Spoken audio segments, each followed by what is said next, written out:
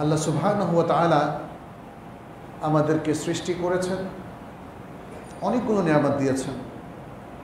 আল কোরআনে তিনি বলেছেন, ওয়া ইন তাউদ্দু নি'মাতাল্লাহি লা তুহসুহা, যদি আল্লাহর নিয়ামতগুলোকে গুনতে শুরু করো গুনে শেষ করতে পারবে না। আল্লাহ আমাদেরকে চোখ দিয়েছেন, কান দিয়েছেন, হাত দিয়েছেন, স্পর্শ করার জন্য চামড়া দিয়েছেন, অনুভবের জন্যে, উপলব্ধির জন্যে কিংবা অনুভূতির জন্যে, ব্রেন দিয়েছেন, মাথা দিয়েছেন, পা দিয়েছেন। প্রত্যেকটা কিভাবে আমরা ব্যবহার করব তার নিয়মও বাতলে দিয়েছেন। এবং এর মধ্যে সবচেয়ে কার্যকর একটি নিয়ামত হচ্ছে লিসান, জিহ্বা। এটা হচ্ছে একটা মাল্টিপারপাস একটা অঙ্গ, অনেকগুলো কাজ করি জিহ্বা দিয়ে। আমরা কথা বলি, সাধও আস্বাদন করি, এবং আরো অনেক ফাংশন আছে জিহ্বার। আল্লাহ তাআলা এই নিয়ামতগুলো নিয়ে আল কোরআনে বহু বক্তব্য দিয়েছেন এবং এর মাধ্যমে এগুলোকে শরিয়া সম্মত ব্যবহারের নির্দেশনাও তিনি আমাদেরকে স্পষ্ট করে দিয়েছেন। আজকে লিসানের যে বড় নেয়ামত, আমরা সেটা নিয়ে কথা বলবো।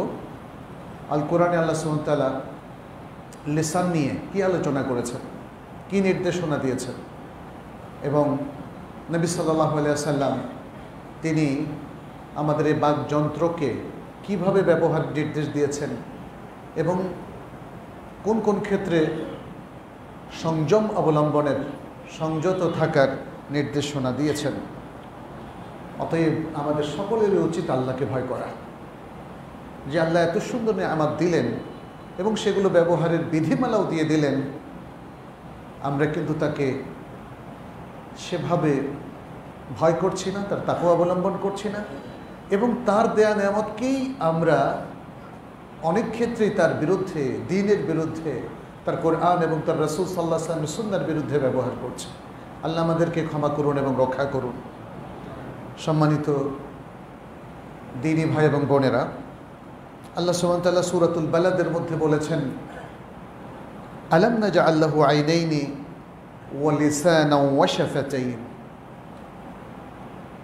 আমরা কি মানুষের জন্য, তার জন্য মানে মানুষের জন্য সৃষ্টি করে দেয়নি দুটো চোখ, একটা লিসান বা জিহ্বা এবং দুটো ঠোঁট? এগুলো তো আমাদের কাজে আসে, বিশাল কাজে আসে।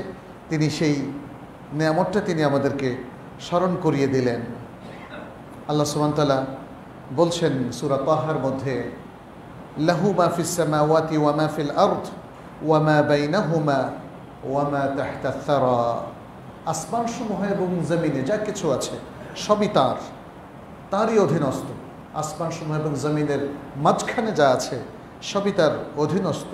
যা কিছু জমিনের নিচে আছে সেটার অধিকারও তার, মালিকানা তার।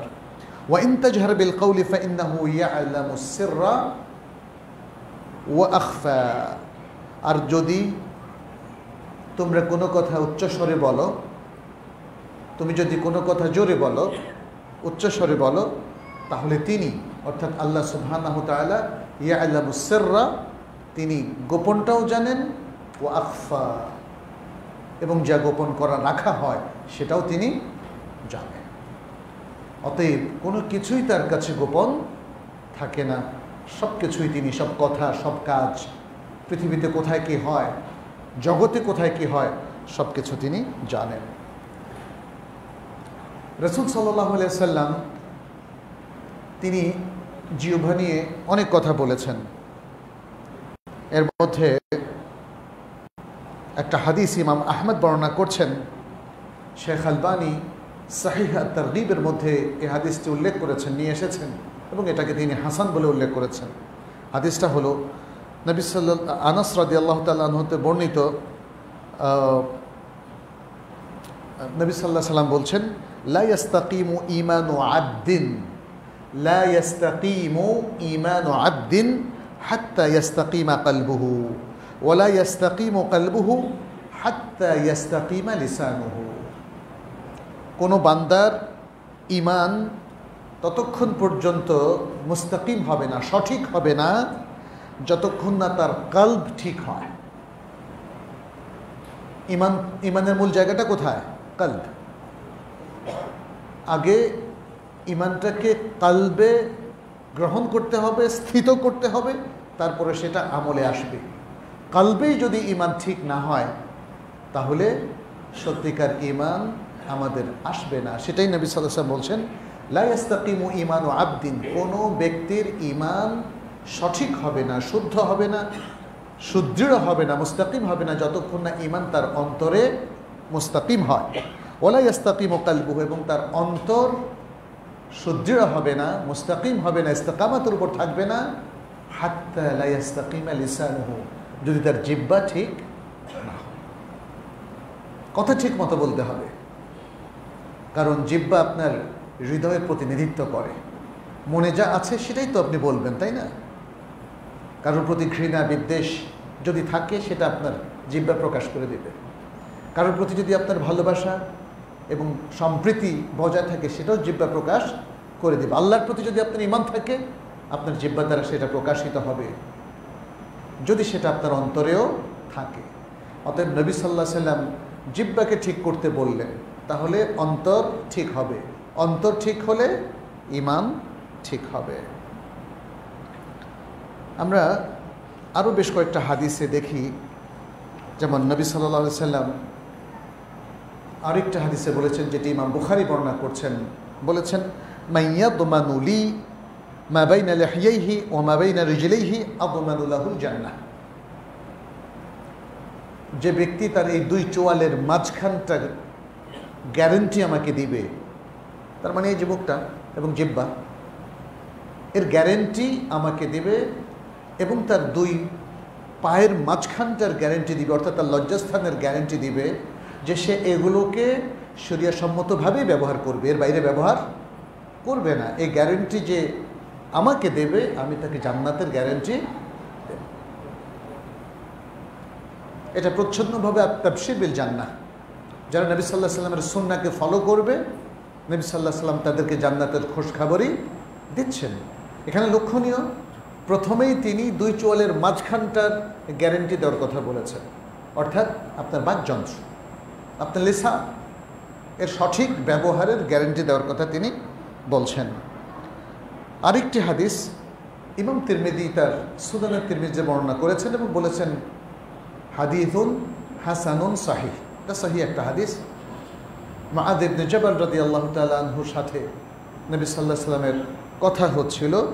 মুআয রাদিয়াল্লাহু তাআলা আনহু নবী সাল্লাল্লাহু আলাইহি ওয়াসাল্লামকে জিজ্ঞেস করছিলেন কিছু আমলের কথা, যা তাকে জান্নাতে দাখিল করে দেবে, জান্নাতে যে আমলগুলো করলে তিনি প্রবেশ করতে পারবেন এবং জাহান্নাম থেকে তাকে দূর করে দেবে, জাহান্নাম থেকে রক্ষা করবে, সেরকম আমলগুলো কি, আমাকে অবহিত করুন হে আল্লাহর রাসূল।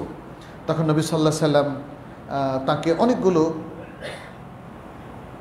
বিষয়ে, অনেকগুলো আমলের কথা তাকে শিখিয়ে দিলেন এবং তারপর বললেন, আলা উখবিরুকা বিমিলাকি যালিকা কুল্লি, এ সব কিছুর মূল বিষয়টা আমি তোমাকে জানিয়ে দেব। আসল জায়গাটা কোনটা? অনেক কিছু আছে, ঠিক আছে, ওগুলোর মাধ্যমে তুমি জান্নাতের দিকে যেতে পারবে, কিন্তু এসব কিছুর জামে যেটা, সেটা কি আমি তোমাকে জানাবো? তখন মুআয বললেন, বালা ইয়া রাসূলুল্লাহ, অবশ্যই হে আল্লাহর রাসূল।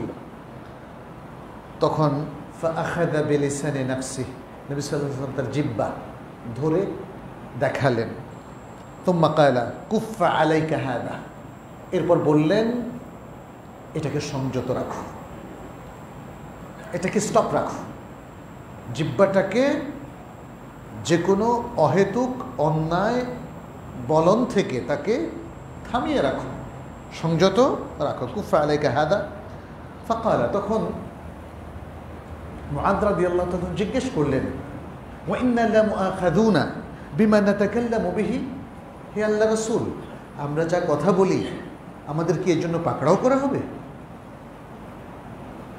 মানুষ এমনভাবে কথা বলে মনে হয় যেন তাকে পাকড়াও করা হবে না। দেখুন সারাক্ষণ বক বক করেই যাচ্ছে, তাই না? এখন তো মানুষ নিজে নিজেও বকবক করে ইউটিউবে ছাড়ার জন্য, ফেসবুকে। রাদিয়াল্লাহু তাআলা আনহু যখন নবী সাল্লাল্লাহু আলাইহি ওয়াসাল্লাম জিজ্ঞেস করলেন, মুবিহ, আমরা যে কথা বলি সে কারণে কি আমাদেরকে পাকড়াও করা হবে? নবী সাল্লাল্লাহু আলাইহি ওয়াসাল্লাম বললেন, তাকিলাতকা উম্মুক ইয়া মুআজ, তাকিলাতকা উম্মুকা ইয়া মুআজ, হে মুআজ, তোমার মা তোমাকে হারিয়ে ফেলুক। এটা আরবদের উসলুব, খুব গুরুত্ব বোঝানোর জন্য। কি বলছো এসব? তোমার মা তোমাকে হারিয়ে ফেলুক?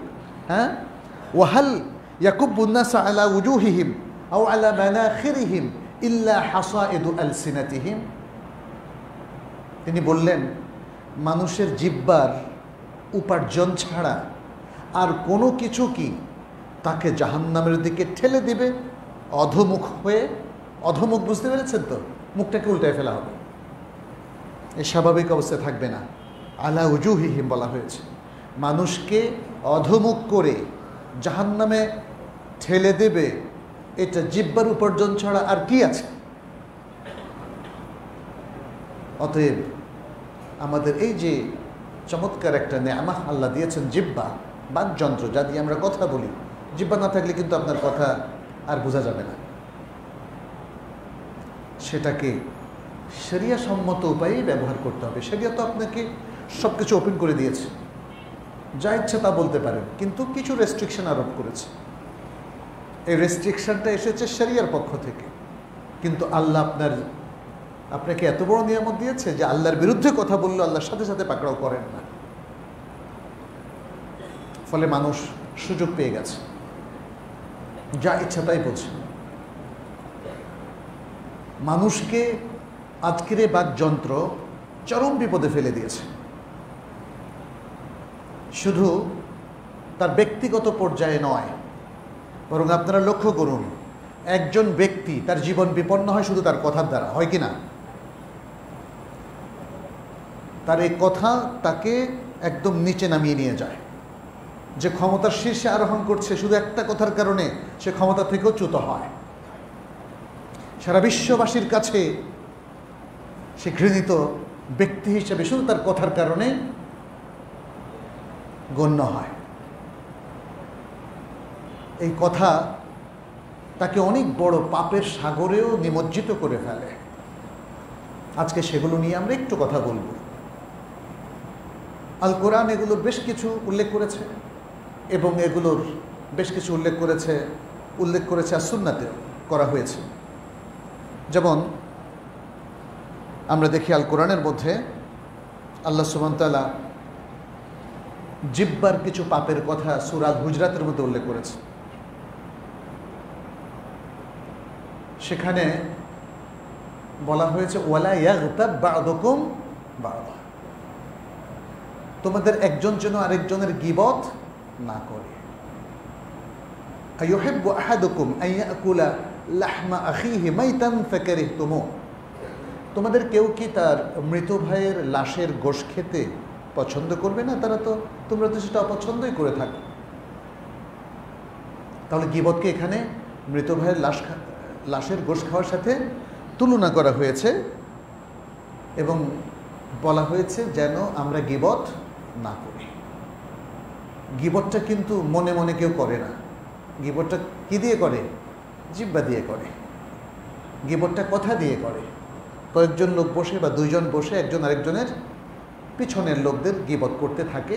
নবী সাল্লাল্লাহু আলাইহি ওয়াসাল্লামের গীবতের সংজ্ঞায় বলেছেন, যিকরুকা আখাকা বিমা ইয়াকরাহ, তোমার ভাই সম্পর্কে এমন কথা বলা যা সে অপছন্দ করে। তোমার ভাই সম্পর্কে সে অপছন্দ করে এমন কথা বললেই সেটা গীবত হয়ে যাবে, যদিও সেটা সত্য হয়। আর যদি মিথ্যা হয় তাহলে কি হবে? অপবাদ। মিথ্যা হলে হবে অপবাদ। তাহলে গীবত এবং অপবাদ দুটোই মহাপাপ, কবিরা গুনাহ, মানুষের হক নষ্ট, মানবাধিকার লঙ্ঘন।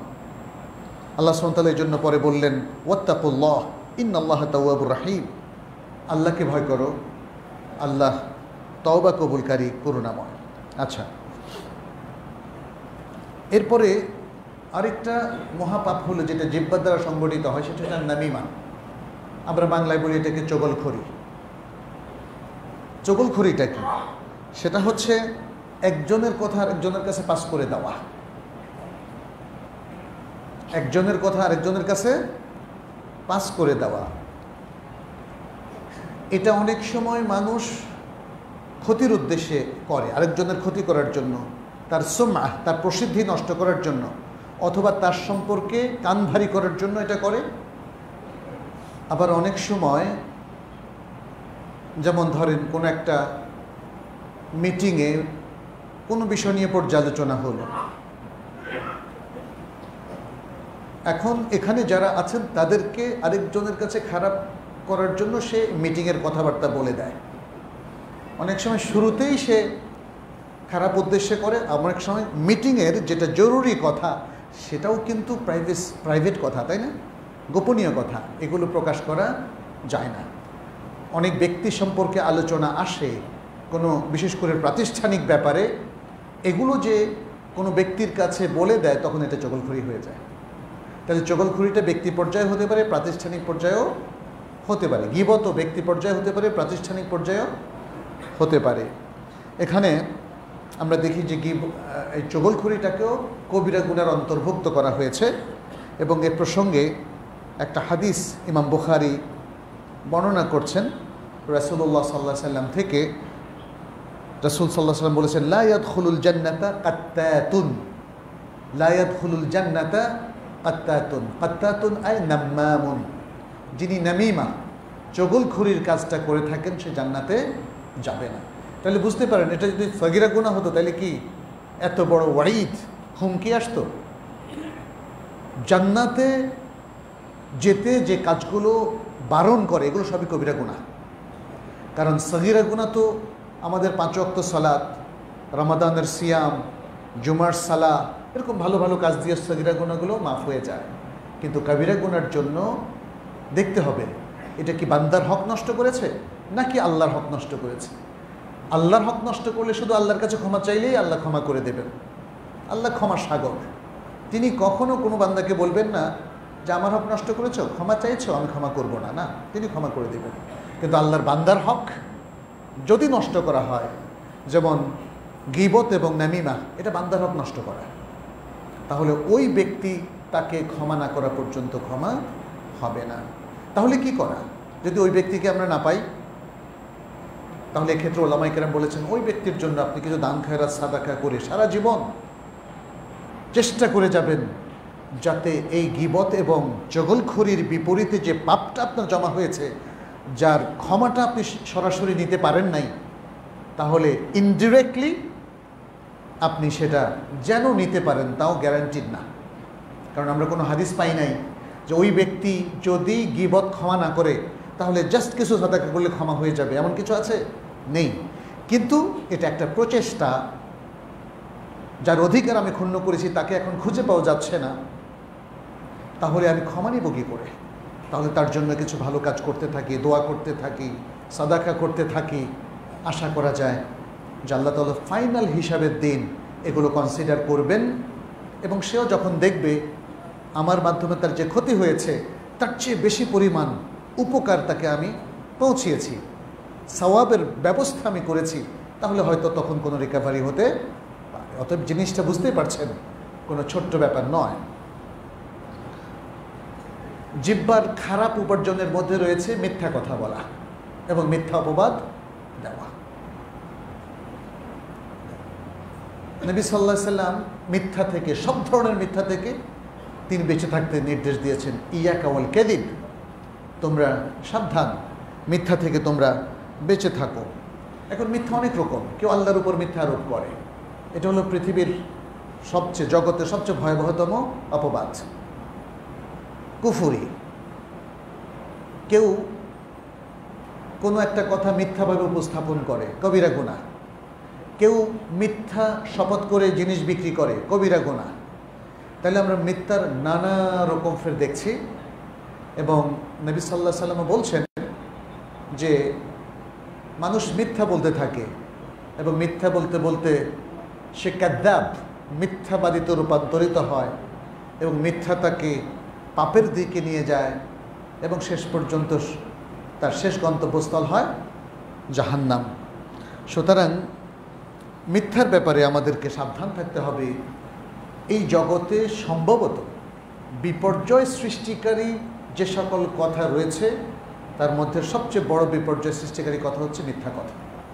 মিথ্যা কথা, এই মিথ্যা কথার কারণেই আসলে জগতে এত বিবাদ বিসংবাদ। মিথ্যা থেকে বাঁচার জন্য আমাদের কি করণীয় তাহলে? মিথ্যা থেকে বাঁচার জন্য আল হুজুরাতে আল্লাহ সুবহানাহু ওয়া তাআলা দুটো জিনিস রিকমেন্ড করেছেন। একটা হচ্ছে তোমরা অধিক গুমান করো না, অধিক ধারণা করো না, কারণ কিছু কিছু ধারণা পাপ। আল্লাহ সুবহানাহু ওয়া তাআলা বলছেন ইন্না বা'দা যান্নি ইসমুন, কিছু কিছু ধারণা পাপ। তাহলে ধারণা প্রসূত কোনো কথা বলা যাবে না। আমার মনে হয় উনি ভালো লোক না, আমার মনে হয় উনি এই খারাপ কথাটা বলেছেন, বাস লাগাই দিলেন। আপনাকে যারা বিশ্বাস করে আপনার মনে হলেই তারা মনে করে ওটাই হক। আমরা সর্বপর্যায়ে দেখতে পাচ্ছি এই অনুমানটা অধিকাংশ মিথ্যার জন্ম দেয়। দ্বিতীয় জিনিস হচ্ছে যেটাকে তাবায়ুন বলা হয়, তাসাব্বুত, অর্থাৎ কোনো জিনিসকে ইনভেস্টিগেট করার পরে, ভালো করে যাচাই করার পরে, তাহকিক করার পরে নিশ্চিত হওয়া, তার আগে নিশ্চিত না হওয়া। আল্লাহ সুবহানাহু ওয়া তাআলা সূরা আল হুজরাতের মধ্যে বলেছেন ইয়া আইয়ুহাল্লাযীনা আমানু ইন জাআকুম ফাসিকুম বিনাবাইন ফাতাবায়ানু, হে ঈমানদার লোকেরা, যদি তোমাদের কাছে কোনো ফাসিক ব্যক্তি, যে সচরাচর মিথ্যা কথা বলে, যে মিথ্যা বলে সে কিন্তু আবার ফাসিক, সে ভালো মুসলিম না, যদি কোনো ফাসিক ব্যক্তি এসে তোমাদেরকে কোনো সংবাদ দেয় তাহলে ফাতাবায়ানু, এটাকে যাচাই বাছাই করো। যদি না করো তাহলে তোমরা যা করে ফেলবে ওই যাচাই বাছাই করার পূর্বে কোনো কিছু একটা ফয়সালা করে ফেললা, একটা কার্যক্রম গ্রহণ করলা, সেই জন্য তোমাদেরকে নাদেম হতে হবে, অনুতপ্ত হতে হবে। হায় আল্লাহ, এটা কী করলাম, ইস যদি একটু যাচাই করে দেখতাম তাহলে তো ভুল কাজটা করতাম না, ভুল লোকটাকে ধরতাম না, তাই না?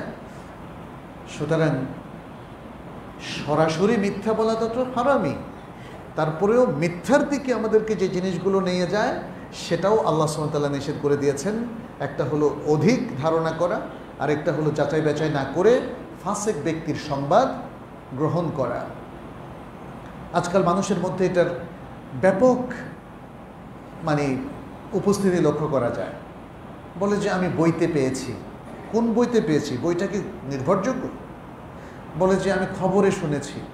খবরটা কি নির্ভরযোগ্য?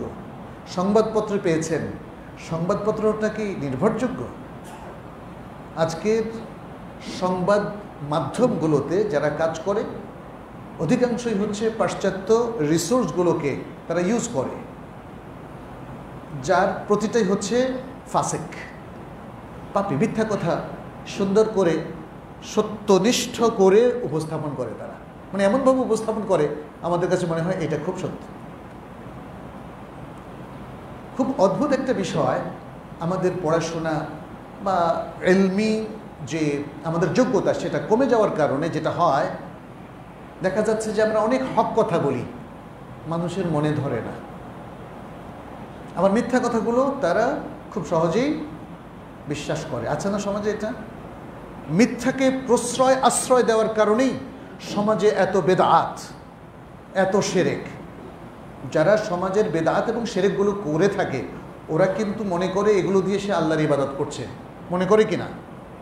মনে করে। তাহলে যেটা ইবাদত নয়, বেদাত, সেটাকে ইবাদত মনে করাটা এটা মিথ্যা। যেটা তৌহিদ নয়, শিরক, সেই শিরককে তৌহিদ মনে করাটা এটা অনেক বড় মিথ্যা। আল্লাহর দিকে যেটা নিসবত করা যায় না, আল্লাহ সম্পর্কে যে ধরনের কথা বলাটা অসঙ্গত, আল্লাহ সম্পর্কে সেটা নিসবত করা এবং সে ধরনের কথা বলা এটা কুফর, এটা কুফর। কিন্তু এর পিছনে আছে মিথ্যা, এর পিছনে আছে সকল মিথ্যা। পৃথিবীতে সবচেয়ে বেশি মিথ্যা চালাচালি করে যারা এথিস্ট, যারা নাস্তিক, তারা দ্বীনের প্রত্যেকটা জিনিসকে তারা অস্বীকার করে। তারা কোনো সত্যকে মেনে নেয় না। তারা জান্নাতকে অস্বীকার করে, তারা জাহান্নামকে অস্বীকার করে, তারা কবর আযাবকে অস্বীকার করে, তারা আল্লাহকে অস্বীকার করে, আল্লাহর যাবতীয় নামকে অস্বীকার করে, যাবতীয় গুণাবলীকে অস্বীকার করে, স্বয়ং আল্লাহর অস্তিত্বকেও তারা অস্বীকার করে, তারা দ্বীনের প্রত্যেকটা বিধানকে অস্বীকার করে। তাহলে কি পরিমাণ মিথ্যা প্রচারে তারা সিদ্ধহস্ত। এই কারণে আপনি দেখবেন অনেক প্রচার মাধ্যম তারা সুযোগ পেলেই ইসলামের বিরুদ্ধে প্রচার করে, কারণ মিথ্যায় তারা অভ্যস্ত হয়ে গেছে। তাদের জীবন, তাদের মাইন্ডসেট, তাদের এভরিথিং মিথ্যার উপর প্রতিষ্ঠিত।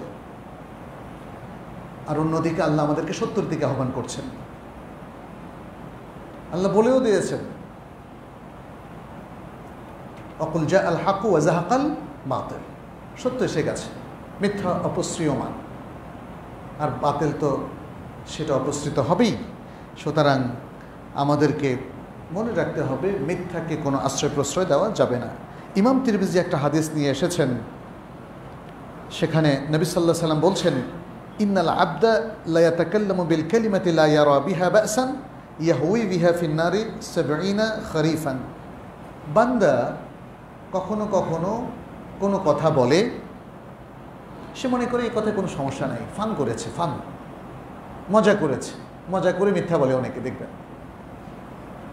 রাসূল সাল্লাল্লাহু আলাইহি সাল্লাম বলছেন, ইয়াহউই বিহা ফিন নারি ৭০ খরিফা, সে জাহান্নামে ৭০ বছরের দূরত্বে জাহান্নামে সে অবস্থান করবে। এই কথা তাকে জাহান্নামে নিয়ে যাবে, সেটি তিনি এখানে বললেন। অতএব মিথ্যা থেকে আমাদেরকে বেঁচে থাকতে হবে। আচ্ছা, এরপরে আরেকটি বিষয়, সেটি হচ্ছে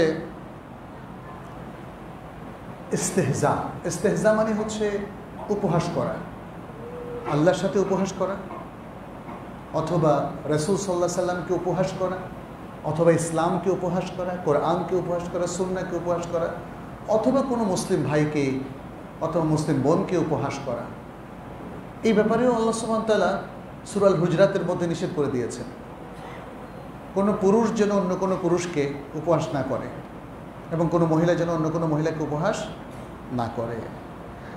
আর এখানে আরেকটা হাদিস উল্লেখ করছে, এটা আব্দুল্লাহ ইবনে মাসউদ রাদিয়াল্লাহু তাআলা আনহু থেকে বর্ণিত হয়েছে যে তিনি একবার তার জিহ্বা ধরে এটা দেখিয়ে খুতবা দিচ্ছিলেন, জিহ্বাকে বলতেছিলেন, ইয়া লিসান কুল খায়রান,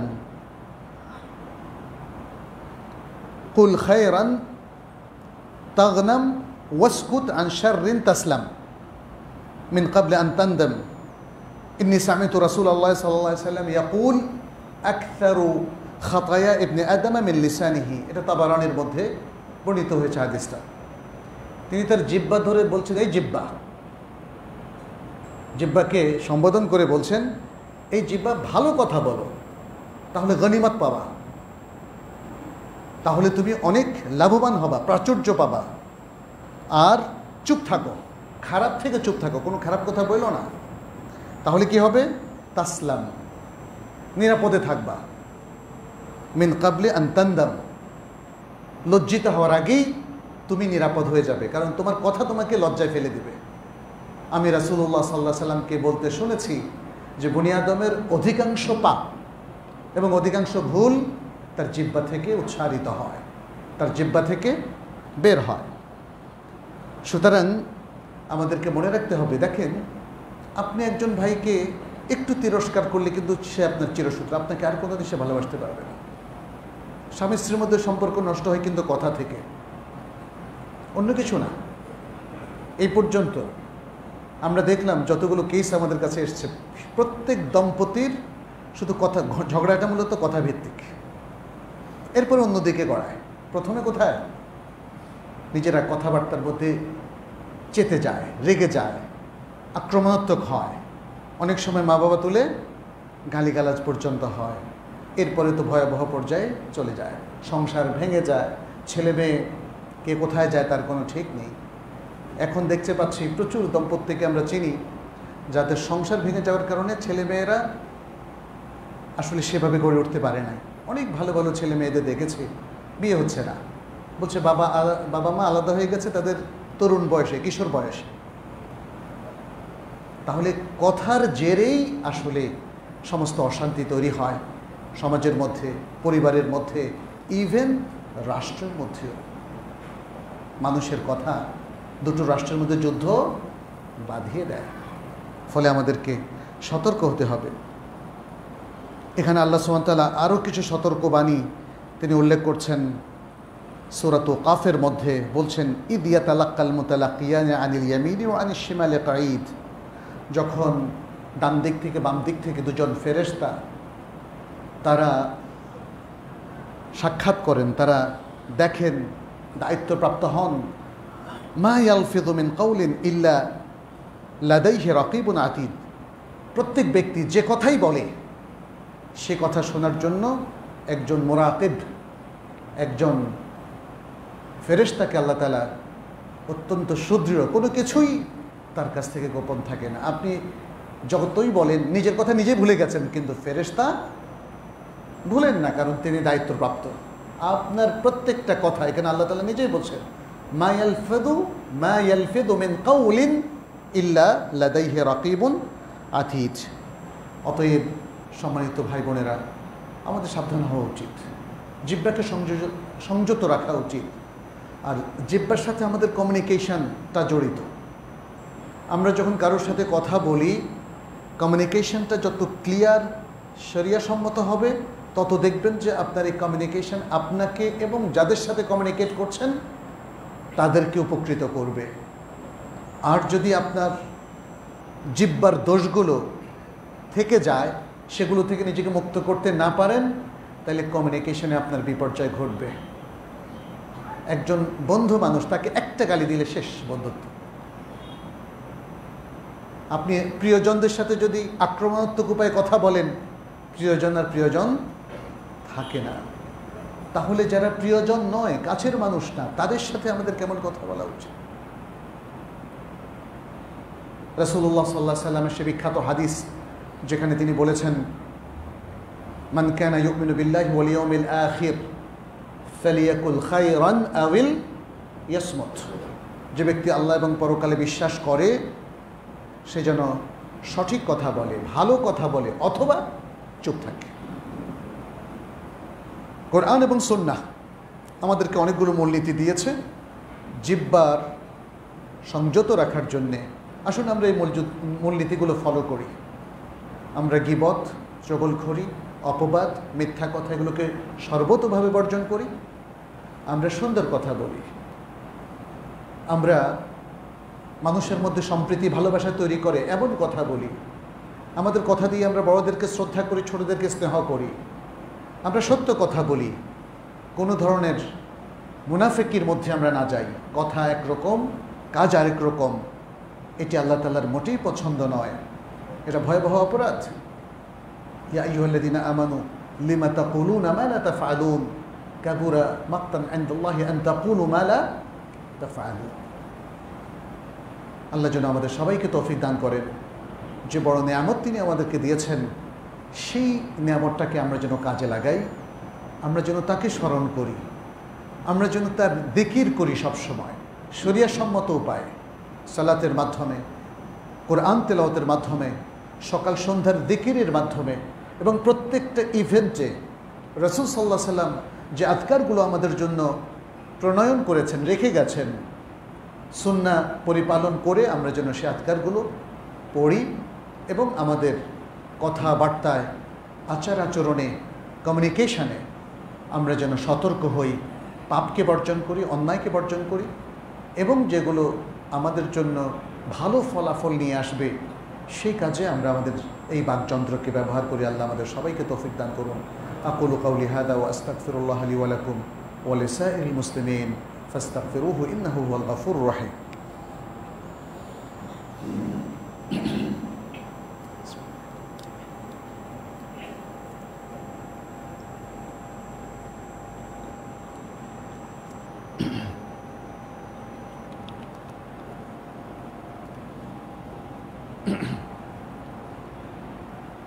الحمد لله رب العالمين والصلاة والسلام على نبينا محمد وعلى آله وأصحابه أجمعين أما بعد ইত্তাকুল্লাহ ইয়া ইবাদাল্লাহ ওয়া কুনু ইবাদাল্লাহিস সালিহিন ওয়া কুনু মিন ইবাদিহি আল মুমিনিন আল মুখলাসিন।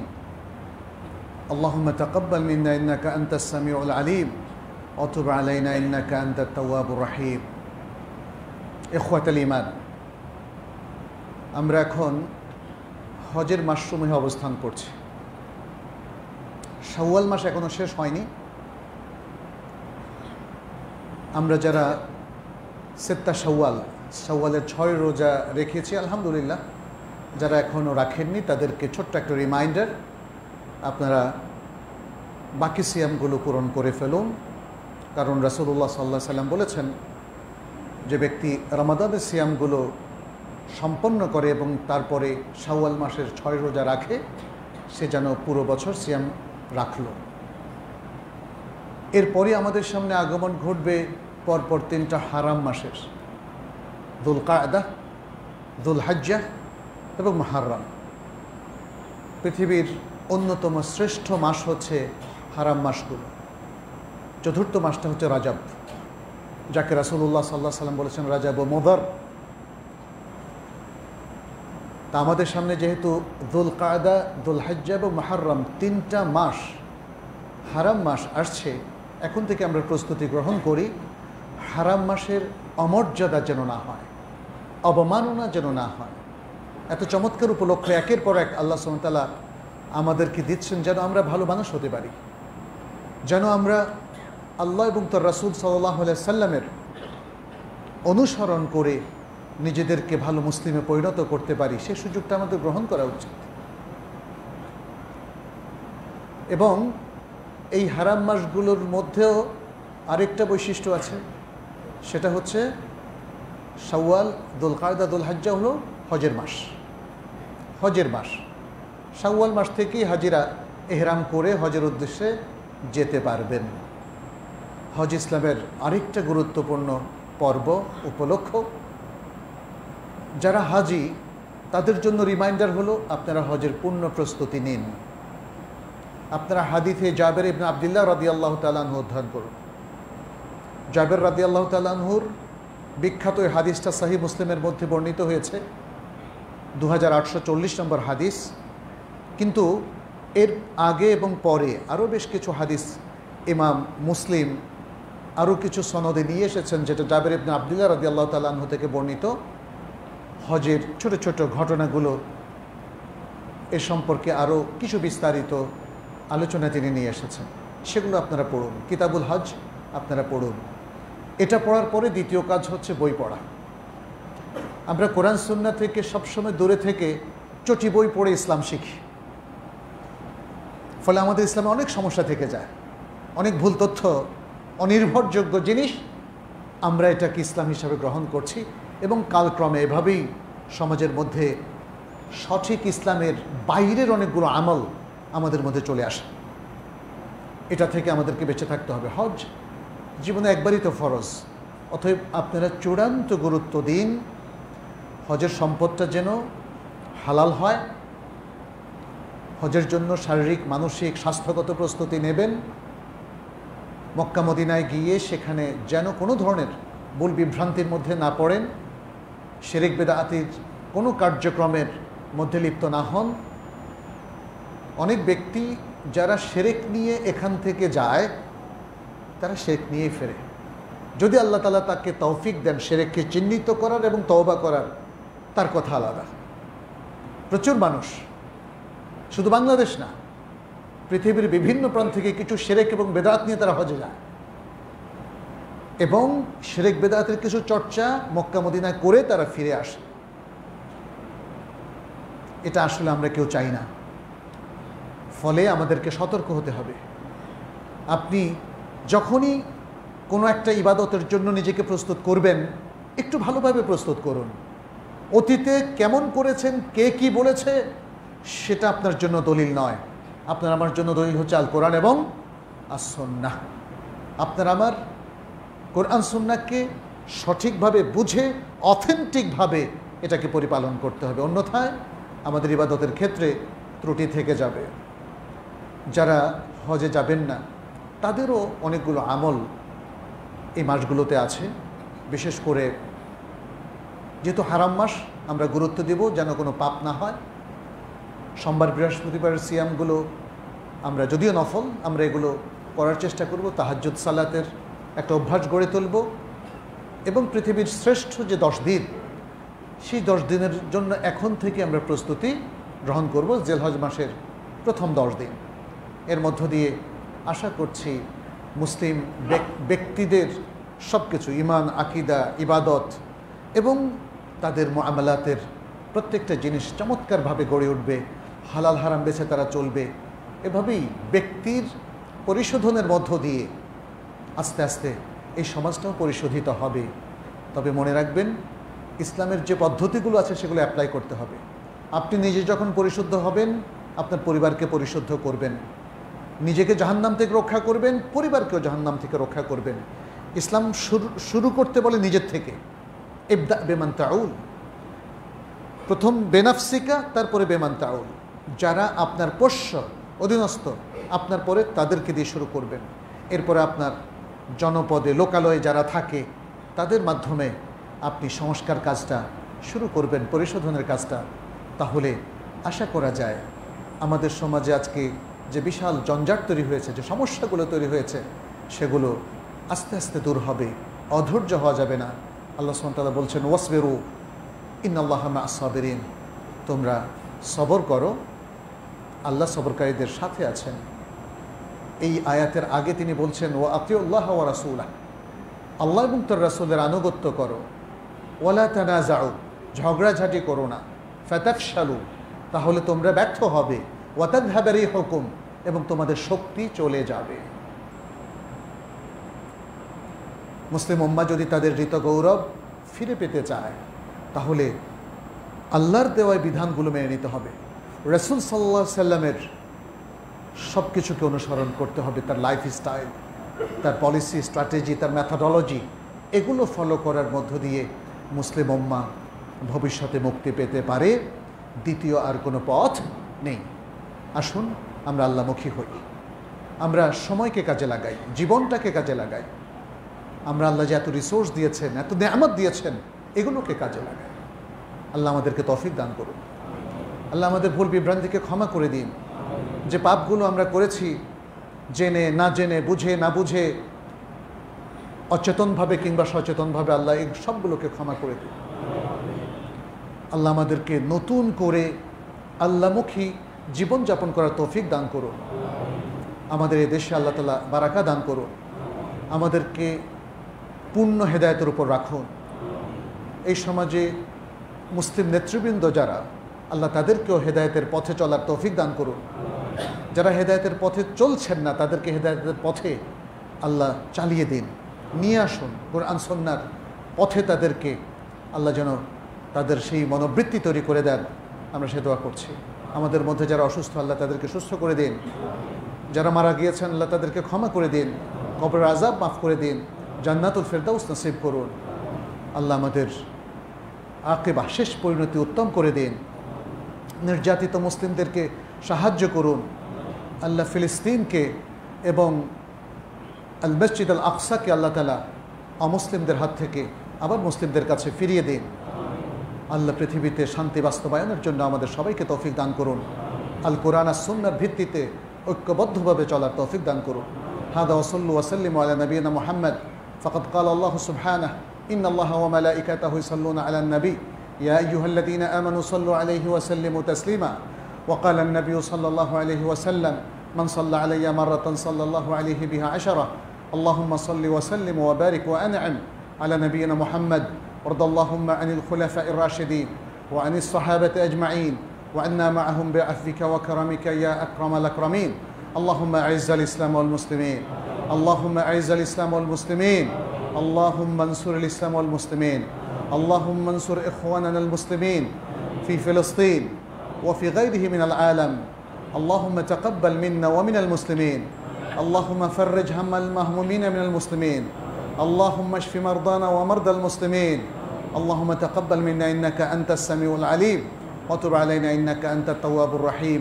عباد الله، إن الله يأمر بالعدل والإحسان وإيتاء ذي القربى وينهى عن الفحشاء والمنكر والبغي يعظكم لعلكم تذكرون فاذكروه يذكركم واشكروه يزدكم ولذكر الله أكبر والله يعلم بما تصنعون